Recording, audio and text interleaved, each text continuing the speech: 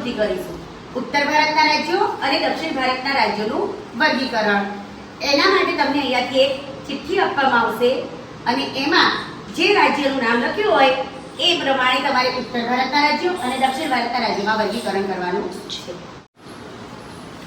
આંધ્રપ્રદેશનું 14 સોલંકી રાજ્ય ગુર્જર પ્રતિહાર વંશ ઉત્તર ભારતમાં, રાષ્ટ્રકૂટ વંશ દક્ષિણ ભારતમાં, ડાકનું ચેટી રાજ્ય ઉત્તર ભારતમાં, જૈન વંશ દક્ષિણ ભારતમાં, પલ્લવ વંશ દક્ષિણ ભારતમાં, મારવાના પરમાર વંશ ઉત્તર ભારતમાં, બુંદેલખંડના ચંદેલો ઉત્તર ભારતમાં, શાકંભરીના ચૌહાણ ઉત્તર ભારતમાં, પાંડ્ય વંશ